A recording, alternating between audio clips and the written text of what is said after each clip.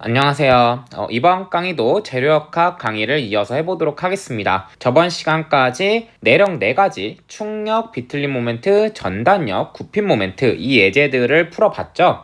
이번 강의는 그 풀었던 거를 좀 잠깐 정리를 하고 마칠 거예요. 하중을 줬을 때 반력과 내력을 구하는 걸 하고 있었죠. 그 순서가 어떻게 됐냐? 자유물체도를 그리고 평형방정식을 선택을 하라라는 거를 예제 전에 설명을 드렸습니다. 이제 그때는 풀이를 대략적으로 설명을 드렸는데 이제 문제를 다 풀었으니까 제가 문제 풀면서 설명한 팁들이 좀 몇 가지 있었습니다. 그거를 슬라이드에 정리를 하고 갈게요. 1단계는 일단 자유물체도를 그리는 거였죠. 근데 반력을 구할 때는 자유물체도를 전체를 따오면 되고 내력을 구할 때는 부분을 따오면 된다라고 말씀을 드렸습니다. 그때 내력에 한해서 문제가 하나 있죠. 만약 보가 이렇게 있다면 여기서 내력을 구하라 그러면 여기를 이렇게 딱 잘라면 됩니다.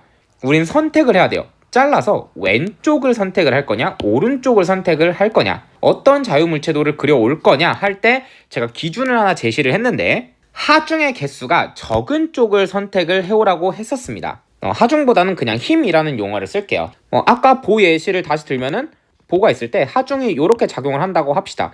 그럼 이렇게 딱 잘라요. 자, 이렇게 잘라서 왼쪽을 선택할 거냐 오른쪽을 선택할 거냐 하면 이때는 힘 개수가 적은 오른쪽을 선택을 해야 한다라는 말을 드렸던 겁니다. 자, 그렇게 자유물체를 딱 그린 다음에 평형방정식을 선택을 할 건데 이렇게 3가지 종류가 있다라고 했었죠. 혹은 이 식 하나 안에서도 순서를 바꿔서 쓸 수가 있습니다. fx 썼다가 fy를 쓸 수도 있고 fx 모멘트 그 다음 fy를 쓰는 순서도 가능해요. 자, 이렇게 선택을 해야 되는데 평형방정식을 이때 선택 기준이 뭐가 되면 좀 좋냐? 제가 제시한 팁은 웬만하면 연립방정식은 피하라고 말씀을 드렸습니다. 그러니까 이 연립방정식을 피하라는 거의 핵심은 미지수 개수가 적으면 된다는 겁니다. 이거를 제가 설명드렸던 예제는 그 보 예제를 풀 때 전단력 굽힘 모멘트를 풀 때 시그마 fx는 0을 쓴 다음에 모멘트를 쓰고 그 다음 fy는 0을 썼던 기억이 있습니다. 그걸 그렇게 했던 이유가 제가 연립방정식을 피하기 위해서였다라고 그 당시에 설명을 했어요. 그래서 이 팁 2가지까지 좀 정리를 해 놓으면 좋을 것 같아요. 이런 식으로 반력과 내력을 구하면 됩니다. 그래서 우리가 내력을 구해봤죠. 그 내력에 대해서도 잠깐 정리를 해볼게요. 내력은 총 4가지가 있었는데 여기에 이제 내력 4가지 이름을 먼저 적어볼게요. 첫 번째로 우리는 충력을 다뤘었죠. 그 다음 다뤘던 내력은 비틀림 모멘트고요. 이제 또 나머지 2개는 전단력과 굽힘 모멘트였죠. 얘네들을 알파벳으로 써주면은 충력은 N이라고 보통 표기하고 비틀림 모멘트는 T, 전단력은 V, 굽힘 모멘트는 M이라고 표기를 합니다. 그래서 N, T, V, M 이렇게 4가지가 총 있었고 제일 처음 내력을 배우는 사람들이 좀 헷갈리는 게 뭐냐면 내력의 부호에 대해서 좀 헷갈립니다. 그래서 부호를 잠깐 정리를 할 건데 여기다가는 이 내력들이 언제 플러스가 되는지를 적을 겁니다. 충력은 언제 플러스라고 했죠? 충력의 값을 평형방정식을 이용해서 30N 이렇게 구해왔어요. 근데 그 30N을 그냥 쓰면 안 되고 플러스인지 마이너스인지를 적어줘야 해요. 그때 인장이라면 플러스를 적어주는 게 맞습니다. 내가 구한 충력 30N이 인장력이야. 그럼 최종 답으로 플러스 30을 적어주시고 압축이야. 그럼 마이너스 30을 적어주는 겁니다. 자, 비틀림 모멘트는요. 얘는 조금 까다로웠죠? 얘는 오른손 법칙을 써서 엄지손가락이 바깥쪽을 향하면 됩니다. 엄지손가락이 바깥쪽을 향하면 플러스라고 적어주고 안쪽을 향하면 마이너스다. 기억이 안 나시면은 예제를 한번 다시 보시면 됩니다. 자, 전단력은요? 전단력은 그 부재를 시계 방향으로 돌리게 되면은 플러스, 반시계 방향은 마이너스가 나오고 굽힘 모멘트는 웃는 모양일 때 플러스가 됩니다. 이 웃는 모양이라는 거는 학문적으로 쓰는 용어는 아니고 제가 설명을 위해서 그냥 가져온 거예요. 요렇게 부재가 있었는데 모멘트가 요 방향으로 걸려가지고 이러면 부재가 요렇게 휠 거잖아요. 이게 이제 웃는 입 모양이어서 그냥 웃는 모양이라고 한 거고 이렇게 만드는 그 모멘트 방향은 플러스가 됩니다. 이 내력 부호에 대해서 조금만 더 이야기를 해보면은 일단 제일 많이 평형방정식 부호랑 좀 많이 헷갈리는데 그 둘은 그냥 아예 별개입니다. 이건 제가 나중에 다시 기회가 되면 정리를 해드릴 거고 자, 2번째는요. 이게 책에 따라서 부호를 잡는 방법이 많이 다를 수도 있습니다. 무슨 얘기냐면 우리는 이제 자연 현상에 있는 거를 수학적으로 표현을 한 거잖아요. 근데 자연에는 플러스 마이너스라는 게 없어요. 그냥 이제 우리가 인간이 인위적으로 붙여주게 된 겁니다.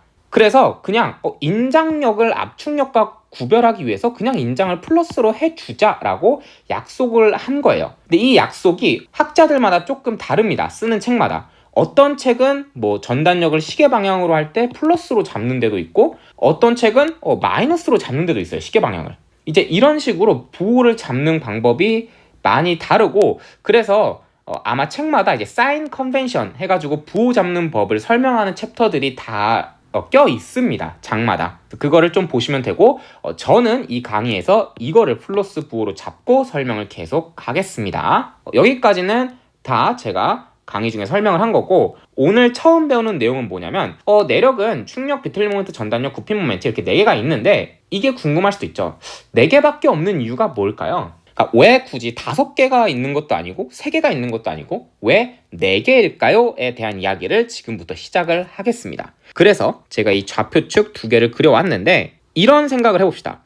보를 할까요? 보가 이렇게 있는데 이 보를 딱 잘라요. 그래서 요 면을 우리가 관찰을 할 거라 요 자유물체를 한번 그려볼게요. 보를 제가 2차원으로 그리긴 했지만 실제 보는 아마도 3차원이겠죠? 직육면체를 이렇게 그려봅시다. 이 직육면체 그리고 요 빨간색 면이 아까 제가 그린 요 보를 이렇게 탁 해서 자른 요 부분입니다. 요 부분이 빨간색이라고 생각을 하시면 돼요. 자, 요 면에 내력이 있을 거예요. 그건 이제 여러분이 납득이 되시죠? 배웠으니까. 이 면에 있을 수 있는 힘은 총 몇 개인가요? 총 6개입니다. 왜 6개죠? 일단 힘은 F랑 모멘트밖에 없겠죠? 근데 얘네들을 이제 성분별로 쪼갠 겁니다. X축 방향 힘 Fx, Y축, Z축, 그리고 모멘트도 MX, MY, MZ 해가지고 힘 3개, 모멘트 3개 해서 총 6개 이외에는 존재할 수가 없습니다. 이 면에. 여기까지도 납득이 되시죠? 그러면 이 좌표축에다가 여기는 힘 F를 써보고 여기는 힘 모멘트를 한번 제가 표시를 해볼게요. 이렇게 6개가 있을 수가 있겠죠? 근데 잘 생각을 해보면 여러분, 이 fx 있잖아요. 이 fx를 요 그림에다 옮겨보면은 요 면에 수직한 방향으로 fx가 있는 거겠죠? 이 x축 방향으로 작용하는 이 힘, 이 내력의 명칭을 우리가 충력이라고 불렀던 겁니다. 그래서 이 면에는 총 6개의 힘이 작용할 수 있었는데, 그 중에서 x축 방향으로 작용하는 이 내력을 우리가 충력 n이라고 불러준 거예요. 자, 이해가 되시죠? 그럼 fy는요? 느낌이 오시나요? 이 면에 y축 방향으로 작용하는 요 fy, 얘 뭐였죠?